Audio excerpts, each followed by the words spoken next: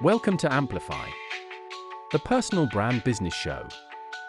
Today on the show, Bob is speaking with Mark Panciera. We've got to throw ourselves out of order in order to achieve at a higher level of performance.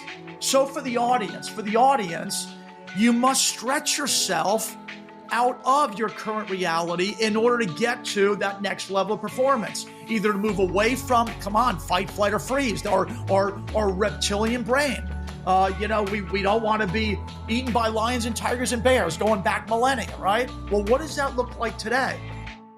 Hi there and welcome back to the Personal Brand Business Show. My name's Bob Gentle, and every week I speak to incredible people who share their secrets to building, marketing and monetizing their expertise and the unique mindset you need for your business to grow and thrive. If you are new to the show, then whichever device you are listening or watching on, I haven't decided if I'm doing video this week or not, then hit the subscribe button. That way you won't miss a single episode. Now, I have a little bit of an online community, and when people join that community, I ask them, what do you struggle with? Some people will tell me it's technology and tactics. Some people will tell me it's productivity and getting things done. But the majority of people, which is peculiar for people who are trying to build their business online, will tell me the thing they struggle with the most is their mindset and their basic performance. And this is really what we're going to be focusing on today.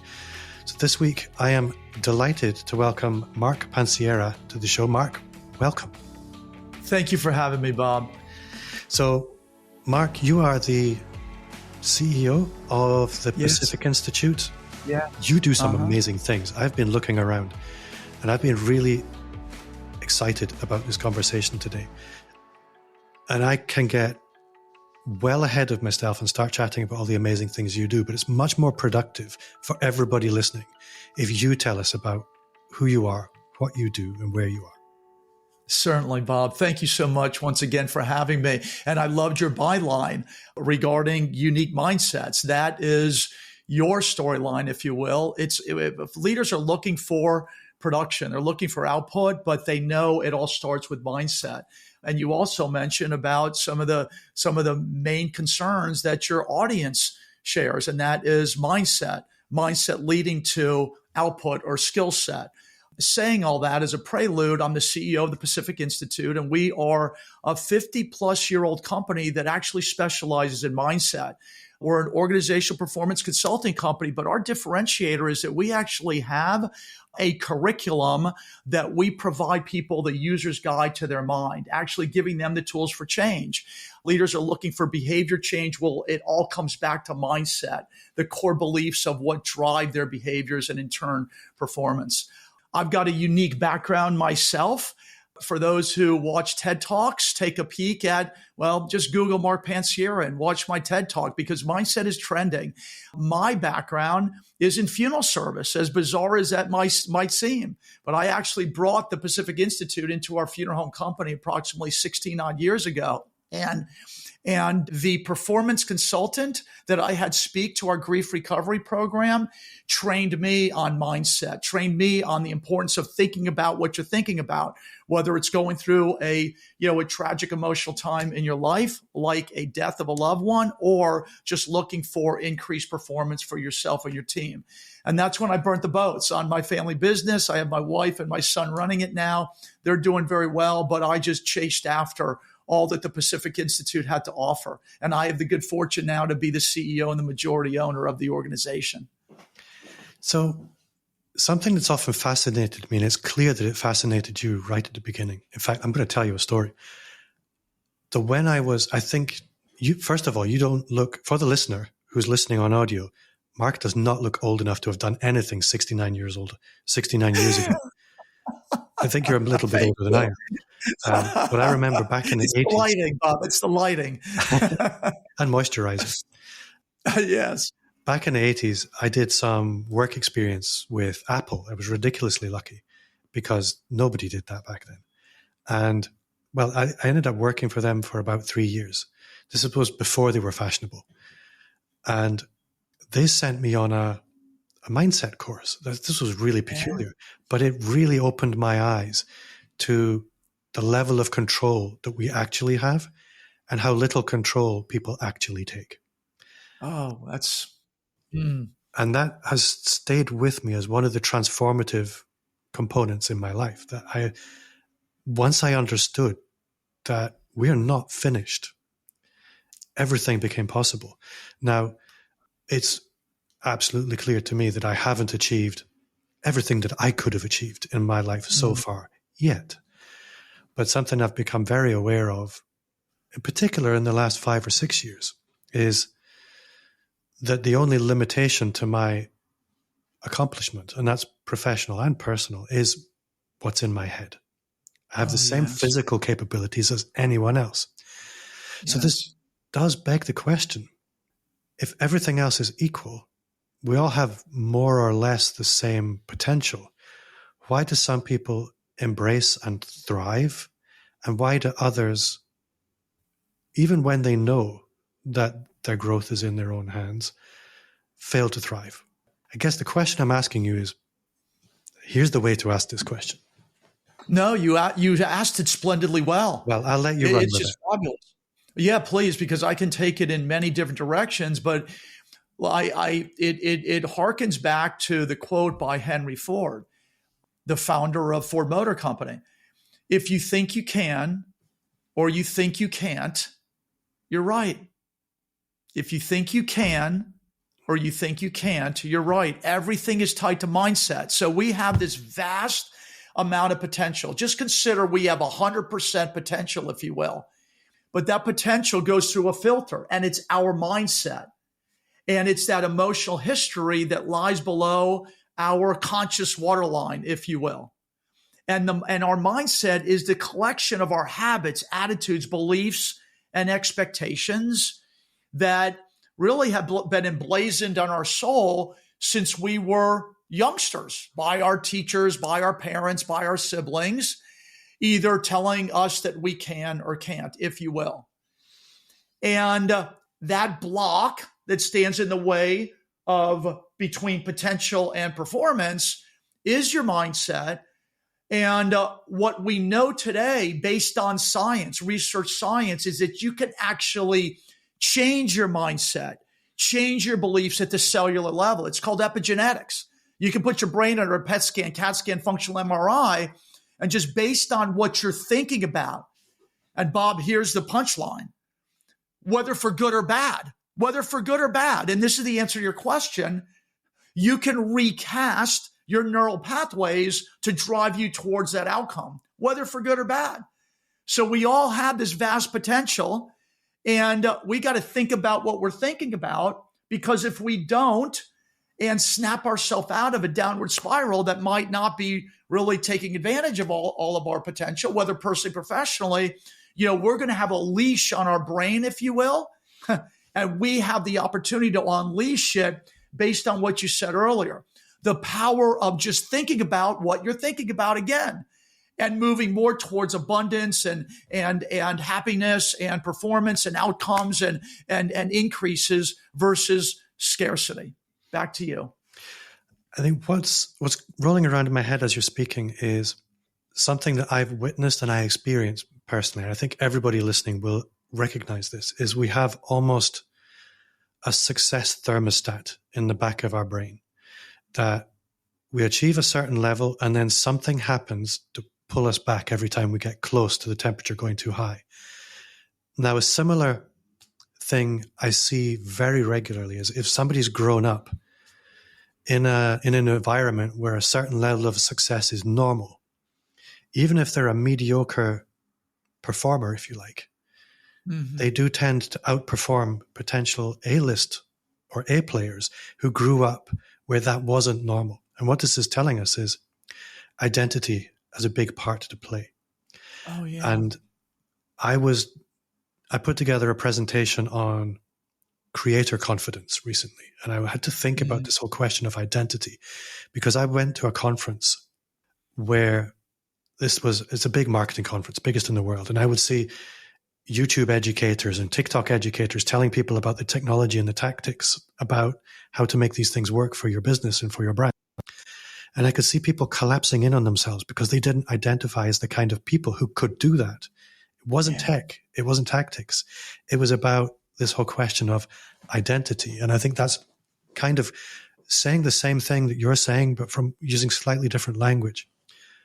But I looked at, well, what is it that causes actual identity change, which is what your business is about. And in nature, it would be life-threatening circumstances, catastrophic events. These are the things that trigger identity shift naturally. And what I love about your work is it's looking at, well, how can we catalyze identity shift very intentionally? And that's maybe something I'd like to look at a little bit, is what you described as mental technology.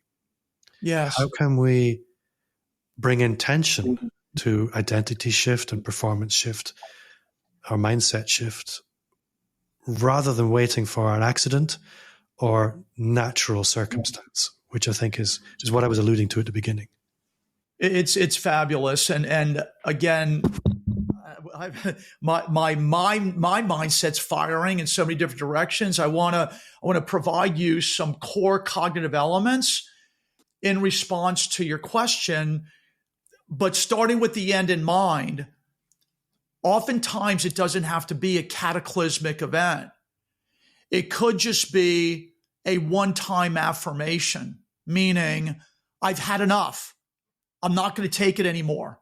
I'm better than that. This one-time affirmation. And now note, that's just one data point. You've got to put other things to work in order to move towards that replacement picture. What's the replace? Okay, I don't want this, but what do you want? Okay.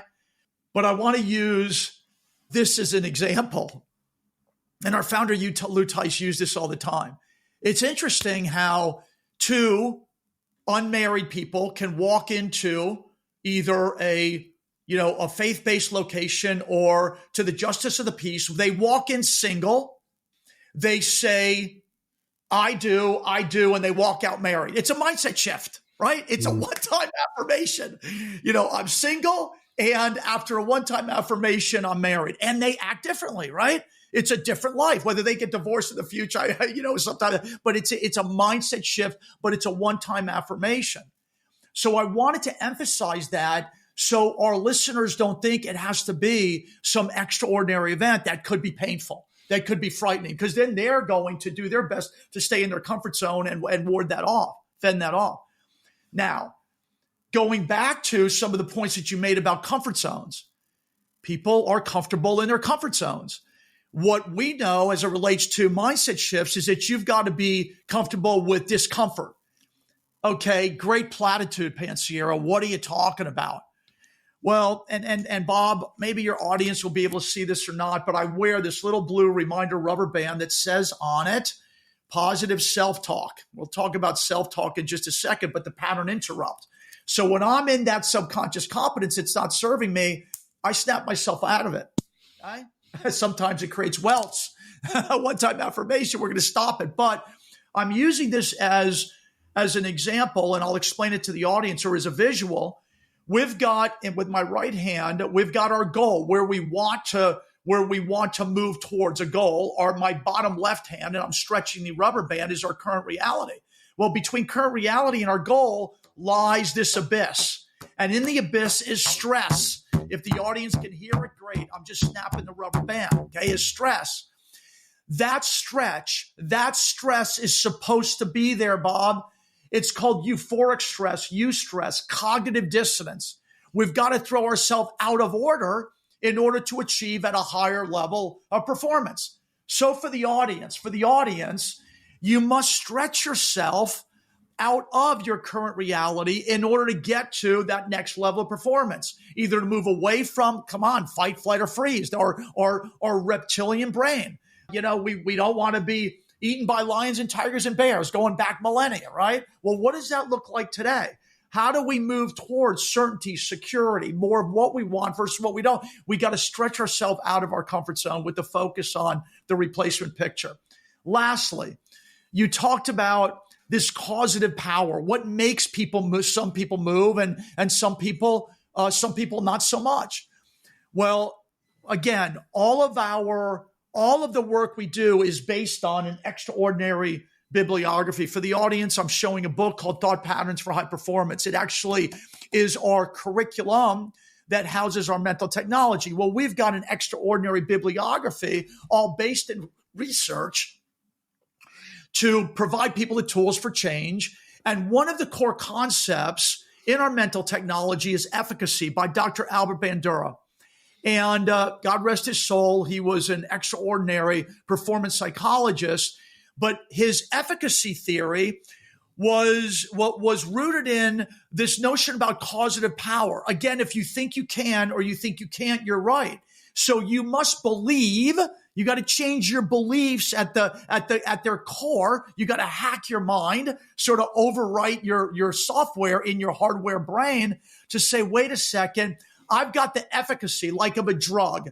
I take this pill and I'm going to get better. It's got high efficacy in my mind, even if it's a placebo, right? But I believe it's going to get me better. We must believe as humans that we have the ability. You talked about ability, that we've got the ability to get better. But we don't want to, and I'll conclude on this, what we don't want to do is set goals that are just so unachievable that we are just afraid to take that first step. Lao Tzu, the journey of 1,000 miles start with the first step. What's that first simple step to be able to celebrate success towards that replacement picture? So we build our efficacy daily to change our mindset, to drive greater personal and professional performance than ever before. Back to you. I think for the listener, I think it's important to think in really practical terms.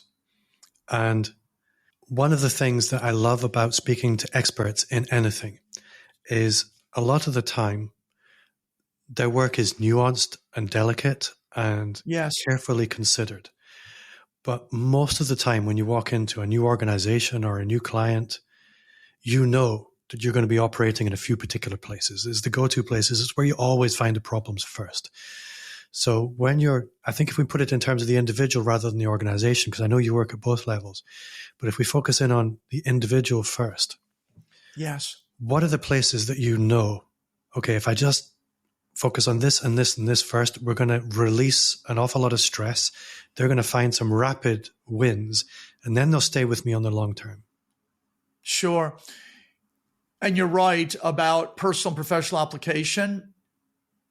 I want to share with the audience that all meaningful, lasting change starts within themselves, right? Talk about something practical. When you get on an airplane, what do they tell you to do with the oxygen mask first, right? You put it on yourself, okay, in order to help others. So you must help yourself first in order to help others, whether it's in your family or in your organizations. It just cascades out. That said, what I offer to the audience is think about where you're working very, very hard and you're just not making a difference. There's no breakthrough. You know, it's like, man, I've been through this and I'm just still stressed. And where do you have those elements in your life that you're looking for breakthrough? Because that's where your blind spots exist. That's where you're locking on solutions in the past and you're locking out opportunity to change. So where are you working very hard, whether it's exercise or relationship with a child or getting being promoted at work or learning to play the piano? Where am I? Well, that's where you've got a limiting belief. That, oh my gosh, I'm never going to learn to play this piano. Oh my gosh, I'm never going to be able to connect with my sibling. With my child. When that happens, it's called a synaptic firing. There is energy placed on looking for solutions. But the next step is not only focusing on where you're stuck, but what do you want it to look like fixed? Well, I can see myself playing the piano without missing a key. And I'm going to video it and I'm going to be so very proud. I see myself going for ice cream with my child. I see myself, riding this new motorcycle that I've always wanted. I just haven't been able to earn the money. It's vivid imagery, affirmations, visualization to lead your mind towards that replacement picture. So number one is awareness. Where am I stuck? And then the acceptance of what I want as the replacement picture, then acting. What do I got to do? I'm not going to be able to just close my eyes and wish very hard for me to be able to learn to play this piano. No, I got to practice, right? Got to take a first step. So then you take that step, you act, then you achieve. Even if it's just for 15 seconds. And I did this. By the way, I'm 62. I was 16. It was 16 years ago when I brought the Institute in. But man, at my 60th birthday, my bucket list is I want to learn. I got a piano, but it was just a piece of art. I want to learn about it. Was little by little steps. But I had to celebrate along the way. So awareness of what you want to change, acceptance of what you want it to look like, fix, action, taking a first step, and then achieving, celebrating the achievement, even if it's just a little bite-sized amount. I think it's a really interesting perspective, and I'd never looked at it that way. I think we all will recognize that there are these little vortexes of failure in our life. And yes. They are cyclical. We struggle with the same things again and again. They always come back. And I'd never considered attaching that to, or using those as a method of, well, this is something I need to pay attention to, and being able to identify, well, obviously they cause problems in our life. We pay attention to them, but being able to use those as a marker for these vortexes typically have a limiting belief attached to them. That gives you something very practical to do. My gosh. And if the audience takes nothing else away, mindset is rooted in your beliefs. So what is one limiting belief about my diet, relation with a kid, learning to play the piano, getting one limiting belief, one simple one. And how do I recast that, hack my mind to be a liberating one? So it stops that vortex. Just one limiting belief, limiting to liberating, that's what you need to take away. It starts there. So from an organizational perspective, there is the whole question of leadership. And something that I've been very aware of over the years is a lot of the time a leader will hire somebody like you because there's something wrong with everybody else. They're not doing what I tell them. They're not performing the way I want. And your business grows when you grow. This is something I've been very clear about for a long time. When you're working with an organization, how do you have that conversation with leadership that says it needs to actually begin here? You can't impose me on everybody else. This needs to be something that you're visibly taking leadership on. And the reason I bring this is it's very, very, very closely aligned to the work that matters most to me, which is if organizations really want to thrive, then they do this through a leadership that feels really bonded to the organization. Absolutely. And that the organization feels they really know. And this is the whole question of leadership brand. It's very well aligned to the work you do because leadership branding takes people outside of their comfort zone. There are vortexes of failure inherent in the work, and people will avoid it because it's difficult and they don't have to do it. They're very successful anyway. So when you're going into an organization, I guess this is the question. What does that conversation look like? Yeah, wonderful scenario. I will tell you that this is not for the faint of heart. So at times I choose not to work with some that might be very successful leaders, tangibly speaking, based on performance outcomes, financial results, throughput, sales. But there must be a want to versus a have to mindset in that leader as it relates to the appreciation for all meaningful and lasting change starts from within the leader, then cascades its way out because it's about leadership impact. Our job as leaders is to illuminate the potential of others. That is our job, to be that beacon, to illuminate that full potential, appreciating the fact that we all have it, appreciating the fact, tying back to mindset, the collection of everyone's habits, attitudes, beliefs, and expectations. That's the definition of mindset. The collection of those HABES, that's the acronym. Habits, attitudes, beliefs. That's organizational culture. And the leader needs to start with their own mindset as it relates to their impact on this. And I'm sharing this with you visually. Those that will see the video, the video, they see everyone rowing in the same direction for the common good. And as much as that sounds like a platitude, leaders want that. Everybody rowing in the same direction. The leader has to be that coxswain, if you will, row, row, row, aligning everyone so they're all rowing in the same direction. But if that coxswain, if that leader is directing them south and everybody else is going north, then it's on the leader. And that's the leader that we choose not to work with. So going back to your question, if the leader will be vulnerable enough and willing enough, knowing that we never fulfill all of our potential, there's always room for growth, that's the leader we want to work with, because we give that leader the tools for their own professional advancement, and then they become a facilitator of the very education for the rest of their team. Because that's how we scale it I'll call it a train the trainer model, but that's how we scale it. But it's got to start with the leader's impact on others. Otherwise, it's going to be, just go fix them. Just go fix them. If they only behave differently, it's not going to work. It's going to be more event oriented, and it's going to dive its own weight because of the leader's impact not having them row the direction that the leader wants them to go in. It's diametrically opposed. Back to you. Does that make sense? It makes perfect sense. I think in your work, there's probably a lot of confidentiality. It strikes me as you're probably a guy who has a couple of anecdotes. And an example is always really useful. So I'm not sure if there's anything in your pocket that you can pull out to illustrate what it is that we're actually talking about, where somebody has moved through something, and we can maybe use them as an analogy so that people can understand what the process looks like.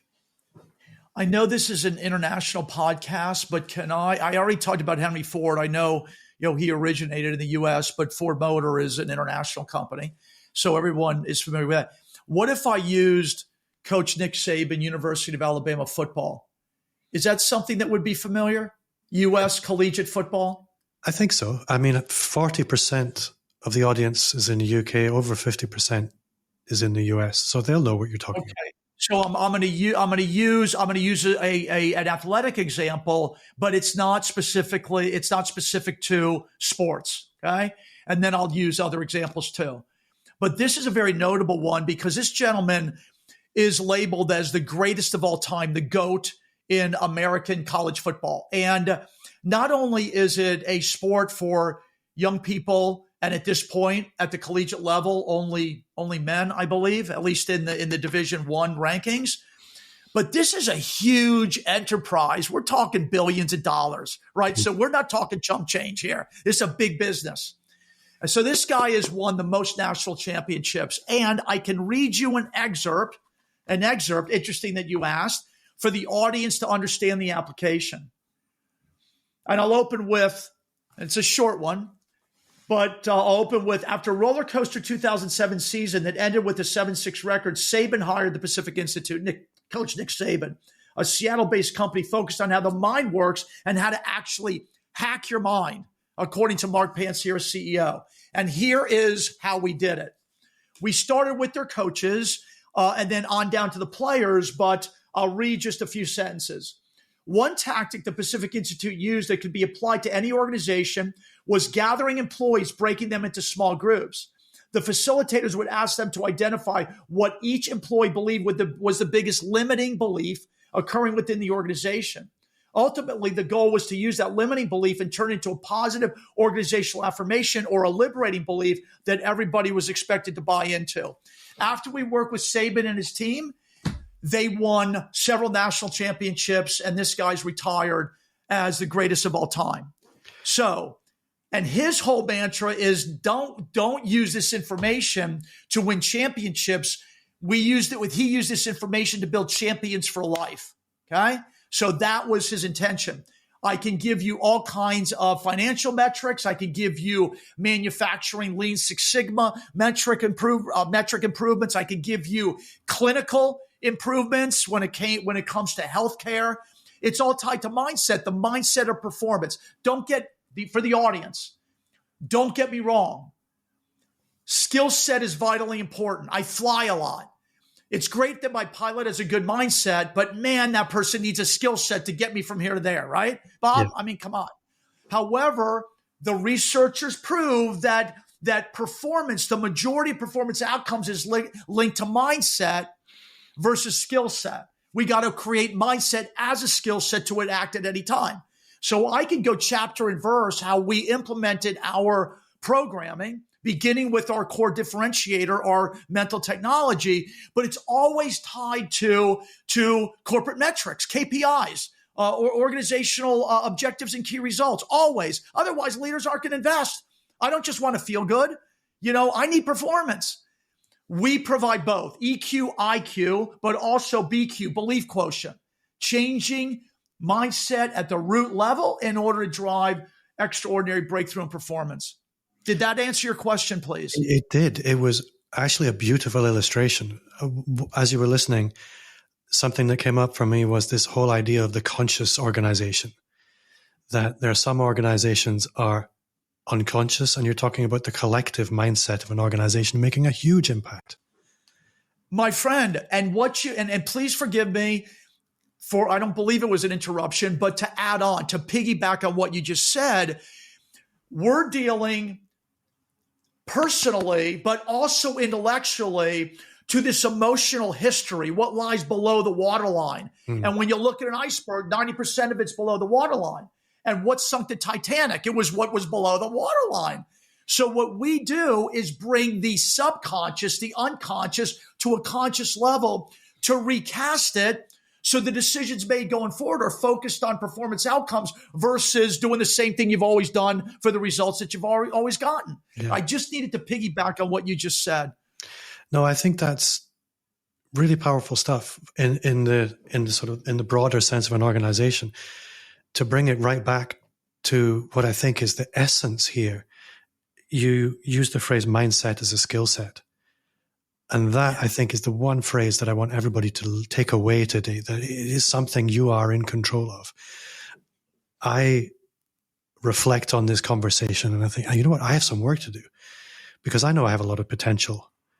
And actually, I leave this conversation wealthier and more confident in my own ability to convert that potential into value for me and for other people. And I hope the people listening get something from that as well. I think before I let you go, there is one area that I wouldn't be doing my job if I didn't explore. Is whenever I meet really competent presenting people, it's really interesting for me to ask them, in all the things that you have to do, where do you personally struggle the most in your business? In my business, I'm very ministerial in my manner. I'm just, I'm the brand evangelist, and in that regard, I just want to get the word out and be that be that megaphone, if you will. And but however, money's not the most important thing. It's right up there with oxygen. So I got to transact business, right? I just wish I could preach this good word, on and on, and just provide it in a way that's life-giving. And people should, here's a piece. People should take go take a peek at Mark Panciera, actually markpanciera.com, but my TED Talk, it's got 1.5 million views. 10 minutes of exactly how to action mindset, awareness, acceptance, action, achievement. So to your question, what's the most challenging part of what I do? Transacting mindset, because it's obscure. It is intangible. And I've got to do a great job bringing the intangible to the tangible, making the complex very, very simple. You said that at the beginning of our conversation. So that is the challenge for me when I just want to wax on about what it did to my life and all this incredible research. I get so excited. You can tell, Bob, right? But I got to make sure I'm dialing it back so people say, oh, eureka, I get it. I see how this could work. We have covered a lot today, and I could keep going for a long time, and I would definitely want to speak to you again. But for the listener at home, if people want to go deeper with you, if they want to find out more about you or the Pacific Institute, is there anything what would you like them to do? Shirley, thank you for asking. Number one, just Google Mark Panciera, and there's going to be a litany of things coming up. One is my TED Talk, and it's tied to the Pacific Institute. So you'll be directed towards our website. But importantly, what I want to provide you and your audience, because of our connection, is complimentary access to our base curricula. It's called Invent Your Future. And I will provide you the QR code with the link, and then your audience can go there. Complimentary access. It's a 7-unit course to have the basics of mindset training, if you will. And it's self-study, but you really do need a coach. You need a guide on the side, and that's another piece. All this information is great, but at times we got to get out of our own way, and you got to call Bob Gentle to get help applying this information. So I'm advocating for you. You need a guide on the side. Muhammad Ali, greatest fighter of all time. Well, he had Angelo Dundee as his coach. You need a coach. You need Bob Gentle to help you. So I'm going to give you access, Bob, to Invent Your Future. It's our core curriculum, as mentioned. And then you can help the audience with their application. Well, I can as well. I can be your supportive agent for the application of mindset. But just Google Mark Panciera, and you're going to get all kinds of things. And just double click on my website, and you'll be able to contact me. I will put links to all of that in the show notes. Before I let you go, I need to ask you the one question I try and remember to ask everyone. Very occasionally I forget. But what's one thing you do now that you wish you'd started 5 years ago? Oh, yeah. This is easy for me. Think about what you're thinking about. We've all got thousands of thoughts going through our mind each day. The majority of them are negative. If I only knew 5, 10, 20 years ago to just stop the monkey mind, stop it, that one-time affirmation, and think about what you're thinking about, because you called it a vortex. We can get lost in that downward spiral of a vortex. But if I only knew that I had the power to change, but the first step in recovery is the awareness that I need to think about what I'm thinking about.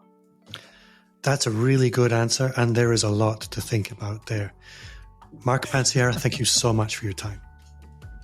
You're wonderful, Bob. Thank you for having me. So that does bring us to the end of another episode. Thank you for listening. And if you did enjoy the show, I would gently encourage you to leave a 5-star review. That's 5, like the fingers on your hand, star review wherever you listen to podcasts. If you did enjoy the show, then you will love the Personal Brand Business Roadmap. It's 100% free, a gift from me. Everything you need to start, scale, or fix your expert business, just visit amplifyme.agency and you can grab your copy there. Thanks for listening at home. Mark, thank you for your time, and I'll see you all next week.